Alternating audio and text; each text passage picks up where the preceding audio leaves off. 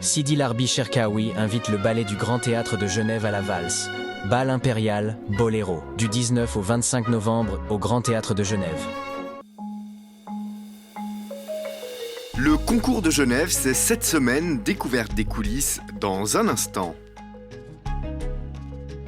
Bal impérial quand le ballet du Grand Théâtre rend hommage à Johann Strauss fils, reportage tout à l'heure.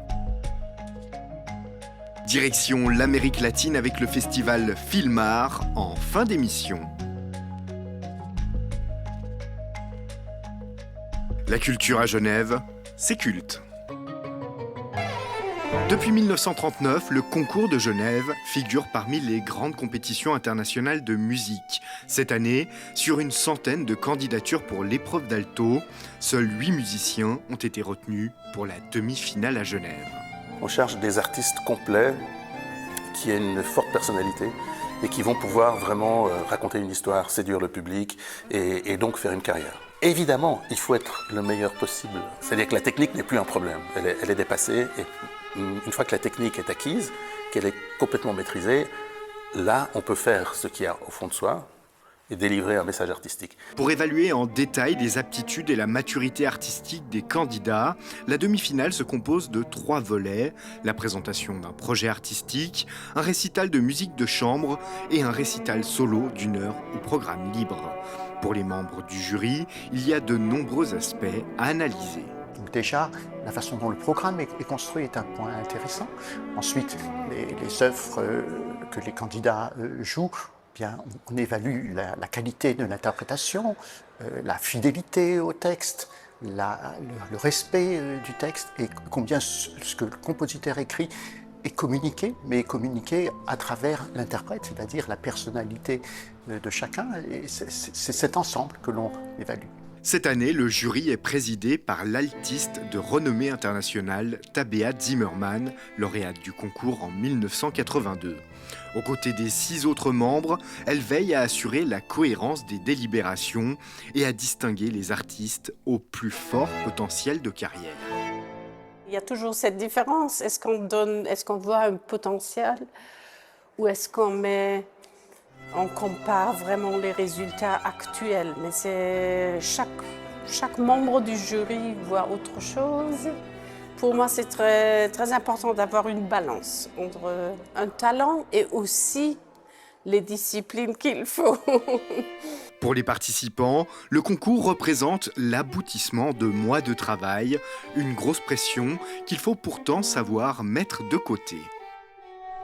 C'est un moment que je pense que beaucoup de musiciens préparent mentalement pour justement qu'on ne soit pas surpris et que le stress ne nous arrive pas en pleine face. Mais quand je suis arrivée sur scène, j'ai essayé de trouver ma stabilité, d'écouter.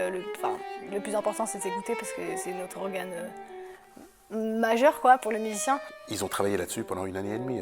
C'est pour ça qu'après, il faut leur offrir quelque chose qui vaille la peine. Il y a de l'argent, il y a des concerts, il y a des conseils, il y a un support qu'on leur offre pendant 2-3 ans. L'ensemble de tout ça fait l'intérêt d'un concours international du niveau de celui de Genève, donc c'est-à-dire du plus haut niveau international. Si le concours offre un tremplin idéal pour lancer leur carrière, il revient à chacun de ces jeunes artistes de confirmer leur talent et peut-être de devenir les grandes figures de la musique de demain. Un bal impérial. Pour le bicentenaire de la naissance de Johann Strauss fils, le ballet du Grand Théâtre et son chorégraphe Sidi Larbi Cherkaoui nous immergent dans ces musiques si caractéristiques des palais viennois et de l'Empire d'Autriche. Ce que j'essaye de faire en tant que chorégraphe, c'est juste faire passer ces choses que j'entends dans la musique et essayer d'une manière ou d'une autre aussi de parler du temps dans lequel on vit en ce moment. Parce que j'ai l'impression qu'on vit dans un temps très impérial. On ne respecte plus et on ne connaît plus les frontières des autres.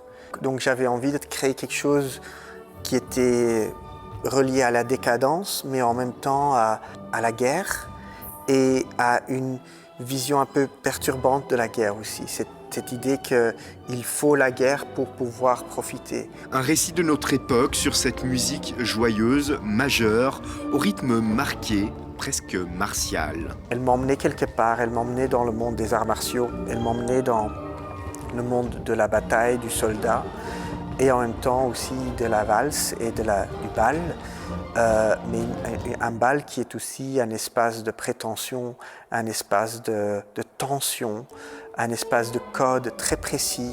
Des codes que se propagent les danseurs de la compagnie, un bal comme un espace de danse à deux ou en communauté dans laquelle il faut pouvoir entrer. On est un peu perdu en tant que public, mais c'est aussi à eux de s'adapter à notre bal, parce que le bal n'est pas un ballet.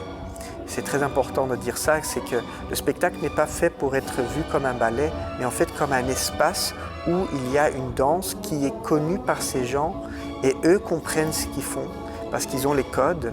Et quand on arrive dans le bal, parfois on n'a pas les codes et du coup il faut s'adapter au fait qu'on ne comprend pas ce qui se passe et qu'on essaye de comprendre. On essaye d'apprendre les gestes pour pouvoir faire partie du bal.